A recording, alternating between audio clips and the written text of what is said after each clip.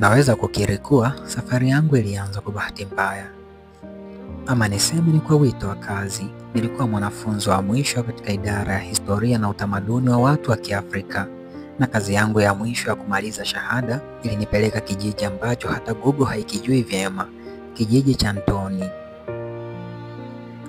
Kila nilichokusanya kuhusu kijiji hicho kilikuwa kidogo sana: maandishi machache ya kale, picha za anga zisizoeleweka, na hadithi za wazee ambazo zilionekana kama ni hadithi za kufundishia watoto za usiku. Lakini palikuwa na jambo lililonivutia: ni ukimya usio na maelezo. Niliwasili jioni katika kijiji hicho. Anga lilikuwa limenyamaza, upepo ukiwa mzito usio wa kawaida. Wakazi wachache waliokuwa nje walinipokea kwa macho ya kunisindikiza, si ya ukarimu wala si ya uoga, bali ya kuchunguza kwa undani, kama vile walikuwa kuna jambo wanalolijua ambalo mimi sikulijua. Nyumba ya kulala wageni ilikuwa ya zamani sana, lakini safi. Nilimshukuru mama mwenye nyumba. Mama mmoja wa makamo aliongea kwa maneno machache mno: "Usitoke usiku nje kijana." Aliniambia bila kuniangalia usoni, na akaongeza kwamba wanyama wa hapa si wa kawaida. Usiku wa kwanza niliota ndoto isiyoeleweka. Niliota mti mkubwa ukiungua taratibu, lakini hakuna aliyeonekana kuwa na wasiwasi. Watoto walicheza karibu yake na hakuna kinachoendelea. Nilipoamka niliona mchoro wa mti kama ule niliouota kwenye ukuta wa chumba changu, lakini nilikuwa na uhakika kuwa haukuwepo jana mchoro huo. Basi siku ya pili nilienda kuzungumza na wazee wa kijiji. Hakuna aliyekuwa tayari kuzungumzia historia ya kijiji kwa undani. Wengine walicheka kwa kebehi, wengine waligeuka kimya kabisa. Wengine alisema, "Hatuandiki historia hapa, hatuisemei pia. Unaweza kutuandikia sisi, lakini sio sisi tukueleze." Hapo niliona kuna haja ya kuchunguza mimi kivyangu. Nilienda kwenye eneo la maziko ya zamani, mahali palipojaa makaburi ya mawe yaliyofunikwa kwa manyasi ya udongo uliofifia. Kwenye baadhi ya mawe palikuwa na alama zisizoeleweka. Niliona mchoro wa mviringo wenye nukta 3 katikati. Niliuchora kwenye daftari langu kama ulivyo, na ndipo mzee mmoja aliyokuwa akinifuatilia kwa mbali akanisogelea, akaniambia, "Unataka kujua ukweli? Ukweli hautafutwi hapa kijijini, unapatikana kwa waliokwenda. Nenda kwenye msitu ule nyuma ya mlima. Kama utaweza kurudi, basi utaelewa." Maneno yake aliniacha na maswali mengi kuliko majibu, lakini kwa namna isiyoelezeka nilihisi nina ulazima wa kwenda. Lakini usiku huo mlango wa chumba changu uligongwa polepole saa 9 za usiku. Nilipofungua hapakuwa na mtu, ila kwenye ardhi palikuwa na mchoro mwingine wa ule mti niliouota usiku wa jana, safari hii ukiwa na damu ya kuku bado inavuja taratibu. Na ndipo nilijua nimeingia mahali ambapo si kila mlango hufunguliwa kwa mikono, nyingine hata kwa miguu au kwa hisia.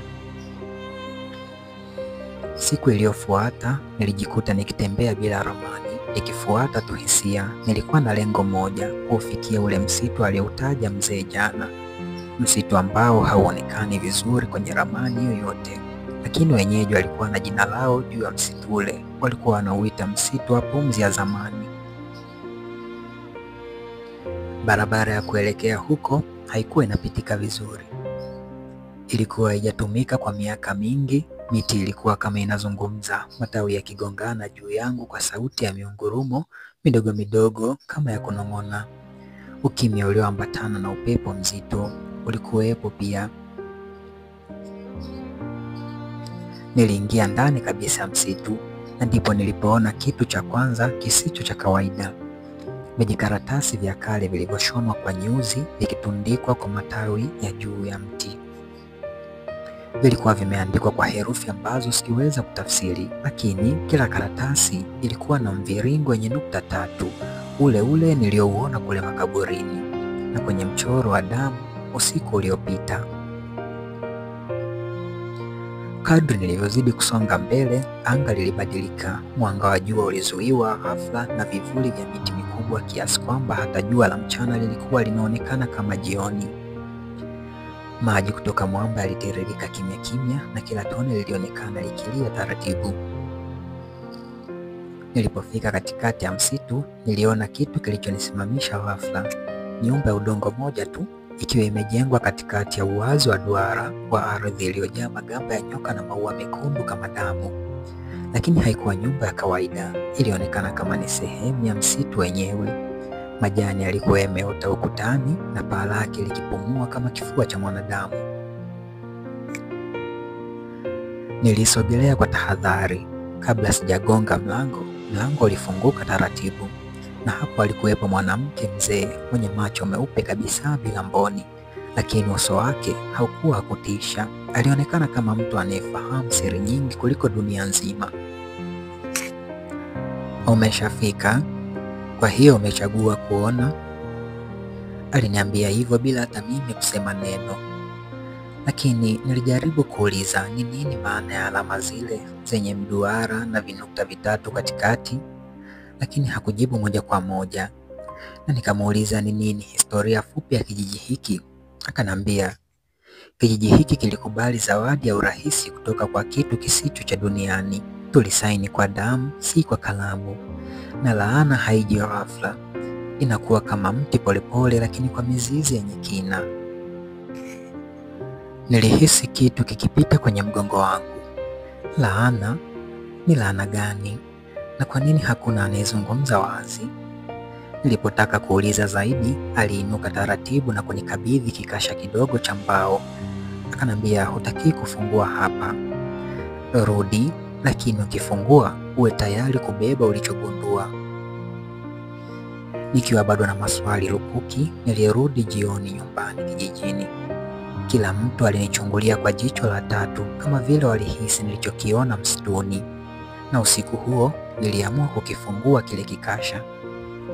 Ndani yake kulikuwa na picha za zamani za watu wa kijiji waliokuwa wamepiga magoti mbele ya mti mkubwa unaong'aa kwa mwanga mweusi. Na pembeni picha moja ikanionyesha mimi nikiwa nimesimama nyuma yao, nikitazama, lakini nikiwa nimevaa nguo zile zile nilizokuwa nimevaa jana. Ndiyo, ilikuwa picha ya zamani sana, lakini kwa nini niwemo? Na kwa nini niwe nimevaa nguo zile zilizovaa jana? Hapo nikapata utata, na hapo ndipo nikajua kuwa huenda hii sio safari ya kikazi tu au ya kitaaluma. Huenda hii ni safari ya nafsi, na pengine mimi si mgeni kama ninavyodhani. Je, ni laana gani hiyo anaizungumzia bibi yule kuhusu kijiji hiki? Na kwa nini anaonekana kufahamu ujio wangu kabla hata sijafika? Na je, kwa nini niwepo kwenye picha iliyopigwa karne zilizopita, tena nikiwa na nguo za jana tu? Majibu ya maswali yote tutayapata sehemu inayofuata. Usisahau kulike, kucomment, kushare na kusubscribe chaneli yetu ili uwe wa kwanza kupata taarifa kila kazi zetu zitakapokuja. Bye bye.